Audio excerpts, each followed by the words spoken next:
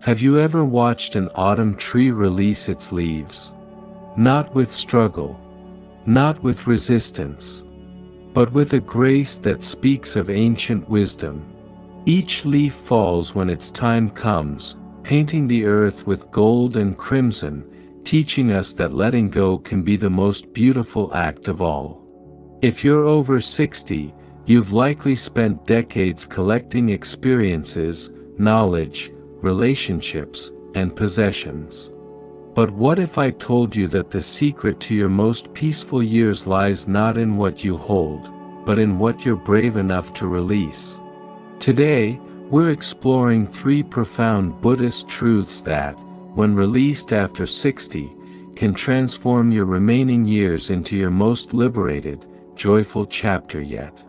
These aren't just philosophical concepts, they're practical keys to unlock the cage we've unknowingly built around ourselves through decades of living.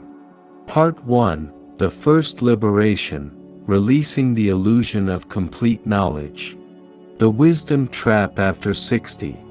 The more I know, the more I realize I don't know. Picture a cup of tea. When it's full to the brim, not a single drop more can enter.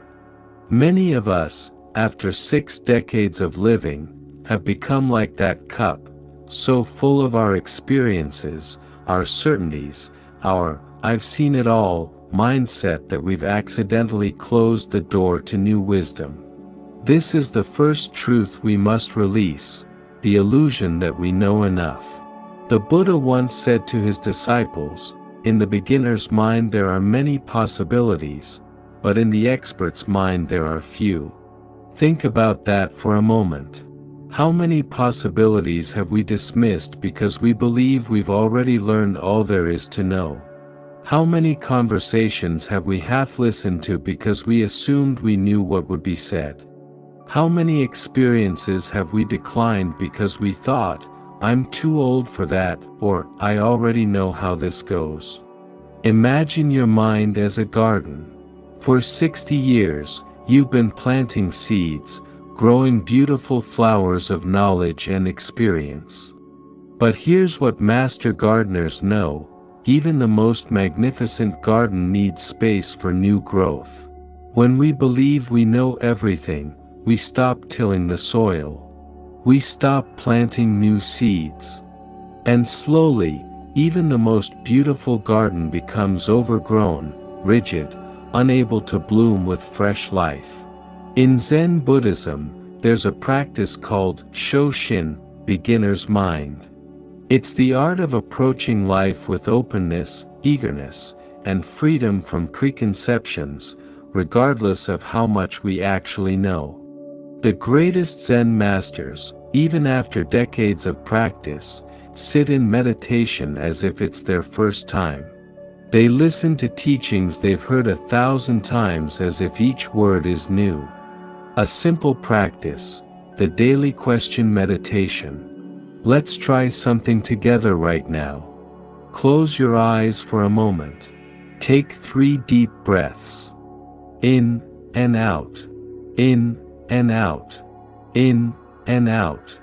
Now, bring to mind something you're certain about, a belief, an opinion, a truth you've held for years.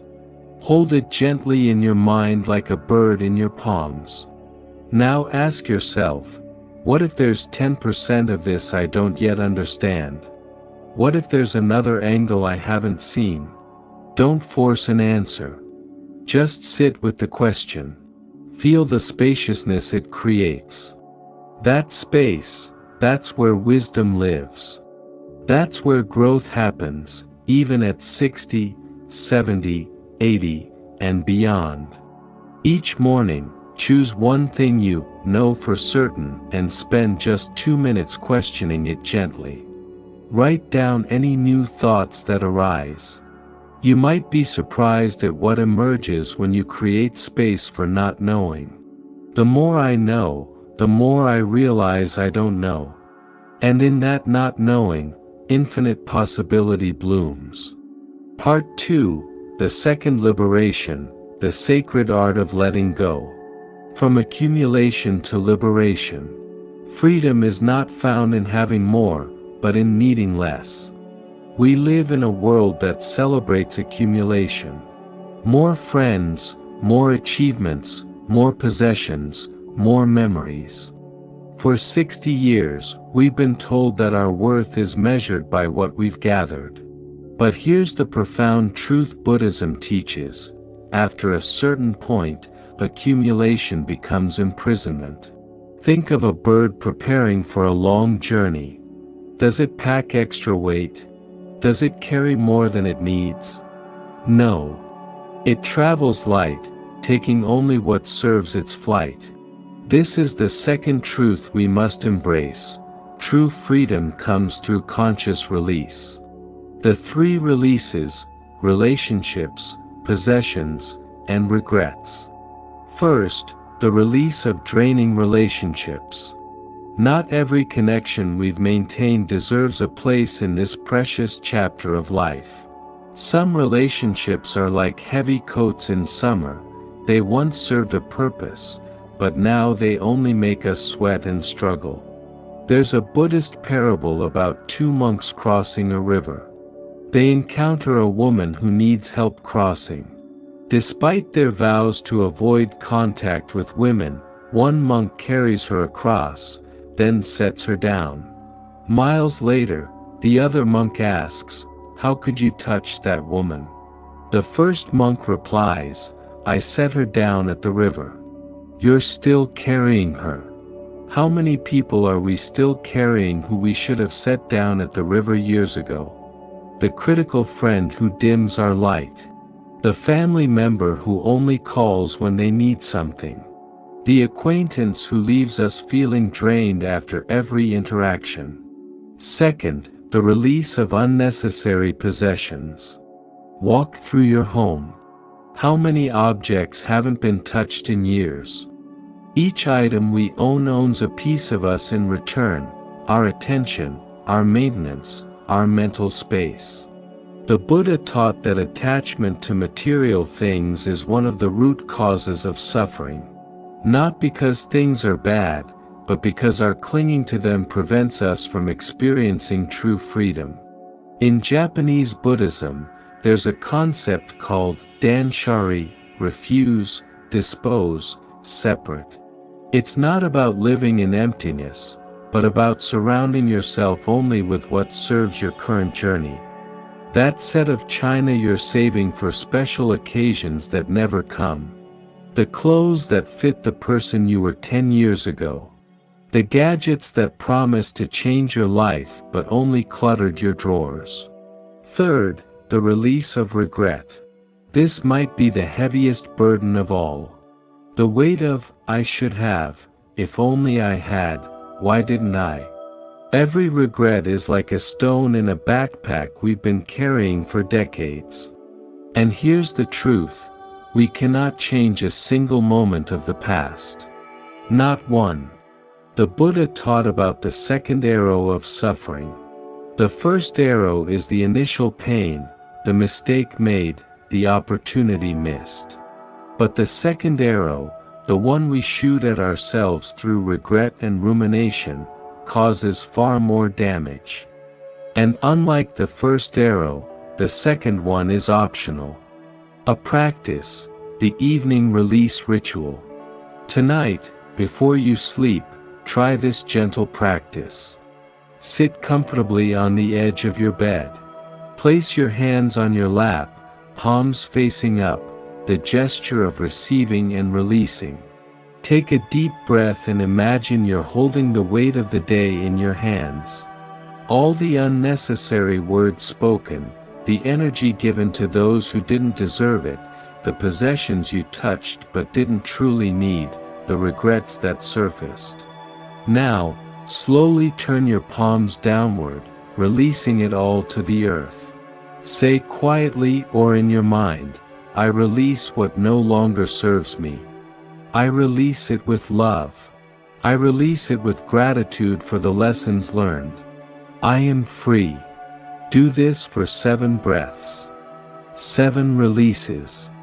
Feel yourself becoming lighter with each one. Freedom is not found in having more, but in needing less. In letting go, we don't lose, we finally fly.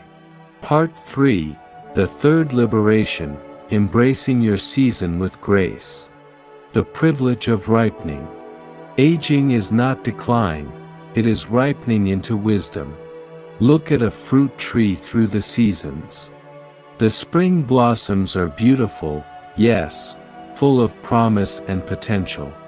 But isn't there something even more magnificent about a tree heavy with ripe fruit? The fulfilled promise. The sweetness that only comes with time. This is the third and perhaps most revolutionary truth. Aging is not something happening to you, it's something happening for you. Our culture worships youth like ancient peoples worshipped the sun, forgetting that the moon has its own luminous beauty. We inject, stretch, hide, and deny the natural progression of life, as if autumn should be ashamed it's not spring. But in Buddhism, aging is seen as a privilege denied to many, a chance to ripen into our fullest wisdom. The fear beneath the fear. What are we really afraid of when we fear aging? Is it the wrinkles? The gray hair? The slower pace? Or is it something deeper, the fear of irrelevance, of being unseen, of approaching the great unknown? The Buddha taught that all suffering comes from attachment, and our attachment to youth is perhaps one of the strongest in modern society. We cling to an image of ourselves that's 20, 30, 40 years out of date, like trying to wear clothes that no longer fit, wondering why we're so uncomfortable. Here's what fear doesn't want you to know: every stage of life has its own unique gifts. The passion of youth gives way to the patience of middle age, which transforms into the peace of elderhood. You couldn't have the wisdom you have now at 30. You couldn't have the perspective you've gained at 40. You couldn't have the deep knowing that comes only from having weathered many storms.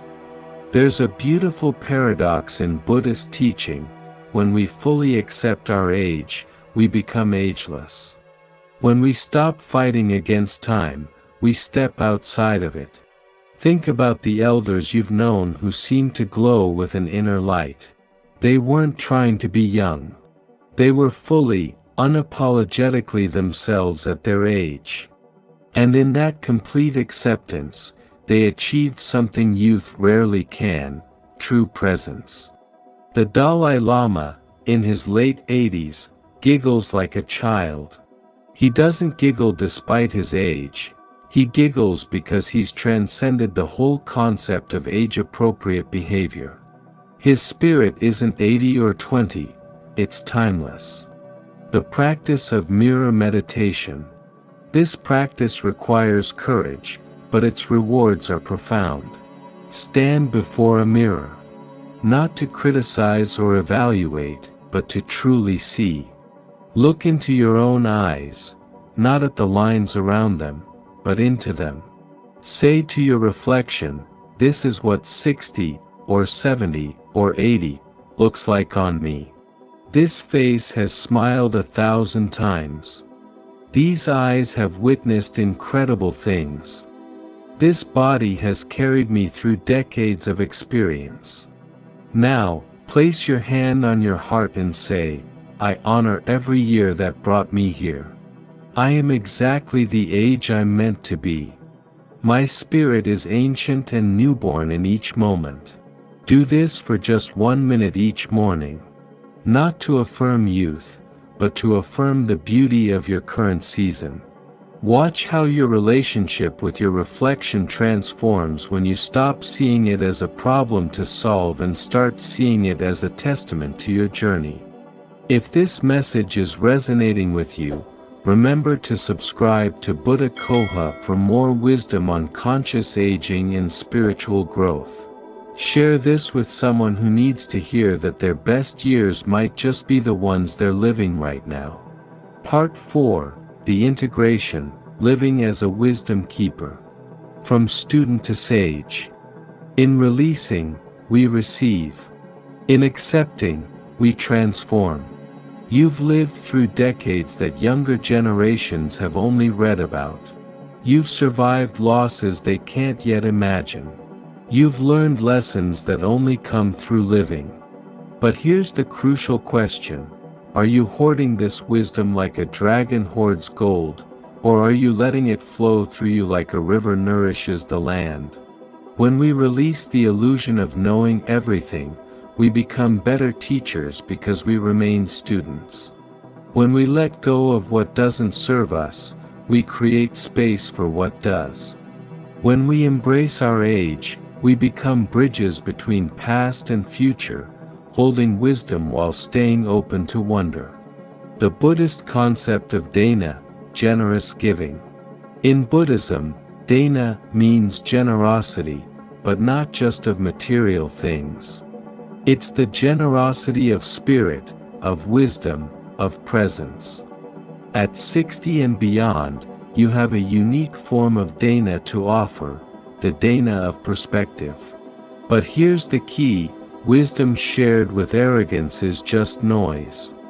Wisdom shared with humility is music. Think of yourself as a library.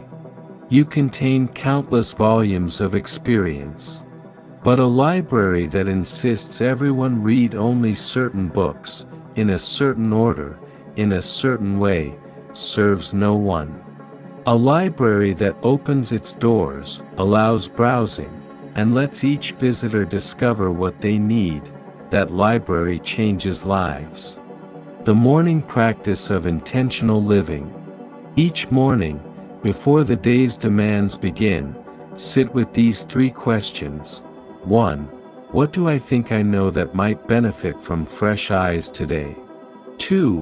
What am I carrying that I'm ready to release? 3. How can I honor my age while keeping my spirit young? Don't rush to answer. Let the questions percolate through your consciousness like morning coffee brewing. Write down whatever emerges, even if it's just a word or 2. Over time, you'll notice patterns, areas where you're still clinging, spaces where you're ready to open. Creating your wisdom legacy. You are not just aging, you are becoming an ancestor. Even while you're still here, you're transforming into someone whose stories will be told, whose lessons will be remembered, whose love will ripple through generations. But what legacy are you creating? Is it of someone who fought against time and lost? Or someone who danced with time and found rhythm in every season? Consider starting a simple practice. Once a week, write down one piece of wisdom you've earned through living. Not advice, wisdom. The difference? Advice says, you should do this. Wisdom says, this is what I learned when. Share these pieces of wisdom freely. With family, with friends, with strangers who seem lost. But always with the caveat that this is your truth, not the truth. Leave room for others to find their own way, just as you're still finding yours. Part 5. The Community of Conscious Aging. You are not alone in this journey. In Sangha, we find strength. In solitude, we find peace. In balance, we find life. One of the most isolating aspects of aging in our society is the feeling that we're doing it alone, that everyone else has it figured out, that our struggles and fears are unique to us. But here's what Buddhism teaches: we are all interconnected, all walking each other home. The Buddha emphasized the importance of Sangha, community. Not just any community, but a community of conscious seekers, people committed to waking up rather than sleepwalking through life.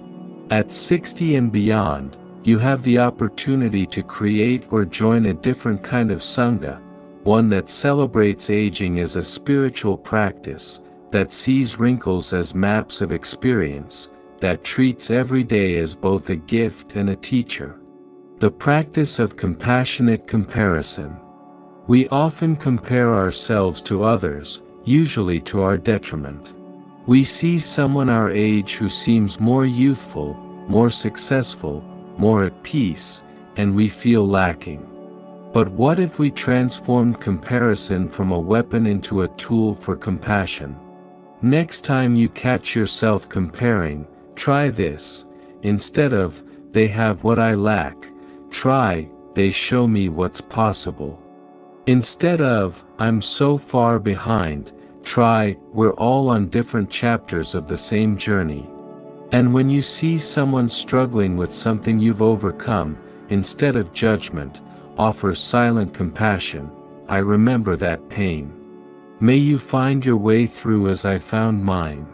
Building bridges, not walls. One of the greatest gifts of conscious aging is the ability to bridge generations.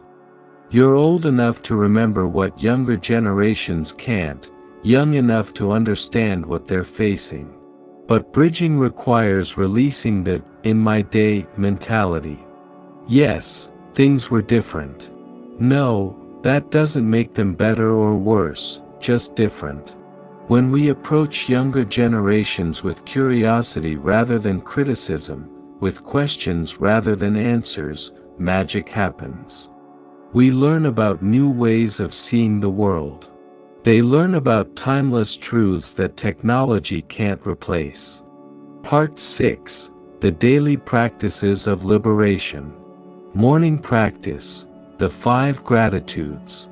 Before your feet touch the floor, name 5 things you're grateful for about your age. Not despite your age, because of it. Perhaps, the peace that comes from knowing you've survived every one of your worst days. The freedom from caring so much about what others think. The joy of long friendships that have weathered decades. The wisdom to know what truly matters. The privilege of being alive when so many are not. Afternoon Practice: The Walking Meditation. Walk slower than you need to. Not because you can't walk faster, but because you choose presence over pace. With each step, feel your connection to the earth. With each breath, acknowledge the miracle that you're still here, still moving, still part of this grand dance. As you walk, repeat silently, "I am exactly where I need to be. I am exactly who I need to be. I am exactly the age I need to be." Evening Practice: The Release and Receive. As mentioned earlier, the evening release ritual. But add this: after releasing, spend a moment receiving. Open your palms upward and imagine wisdom, peace, and acceptance flowing into them like moonlight. You can't receive with closed fists. You can't welcome tomorrow while clutching yesterday. Part 7: The Wisdom of Impermanence. Everything changes, everything flows. The only constant is change. Resistance to change is the root of suffering. The Buddha's deepest teaching was about impermanence, anicca, in Pali. Everything that arises will pass. Every joy, every sorrow, every stage of life. This isn't sad, it's liberating. It means your current struggles won't last forever. It means every moment is precious because it won't come again. Your 60s, 70s, 80s, and beyond are not permanent states, they're flowing rivers, constantly changing. The you of today is not the you of last year or next year. When we truly understand impermanence, we stop trying to freeze time. We stop lamenting what was or fearing what will be. We arrive fully in what is. The Cherry Blossom Teaching. In Japan, cherry blossoms are celebrated not despite their brief blooming but because of it. Their beauty is intensified by their impermanence. People gather under cherry trees not to mourn that the blossoms will fall, but to celebrate that they're here now. What if we viewed our later years like cherry blossom season? brief in the span of cosmic time, intensely beautiful in their temporal nature, worthy of celebration rather than resistance.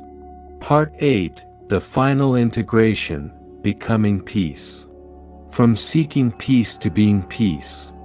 Peace is not found. Peace is recognized. It was always within you. After 6 decades of seeking success, seeking love, seeking meaning, you have the opportunity for the greatest shift of all, from seeking peace to being peace. This doesn't mean you'll never feel disturbed or challenged. It means you know how to return to the center. Like a mountain that remains unmoved while storms pass over it, you can learn to let life's dramas play out on your surface while your depths remain calm. The 3 truths we've explored today are doorways to this peace. 1. When you release the need to know everything, you find peace in mystery. 2. When you let go of what doesn't serve you, you find peace in simplicity. 3. When you embrace your age, you find peace in acceptance. The ripple effect of your peace. Here's something beautiful about conscious aging: your peace becomes contagious. When you're no longer fighting against life, others feel it. When you're comfortable in your skin, others relax in your presence. When you've made peace with impermanence, you become a refuge for those still struggling. You become what Buddhism calls a bodhisattva, someone whose very presence awakens others to their own possibilities. Closing, the invitation to your next chapter. This is not an ending, it's a beginning. Every ending is a doorway to a new beginning. If you've stayed with me this long, something in these words has touched something in you. That's not a coincidence, that's recognition.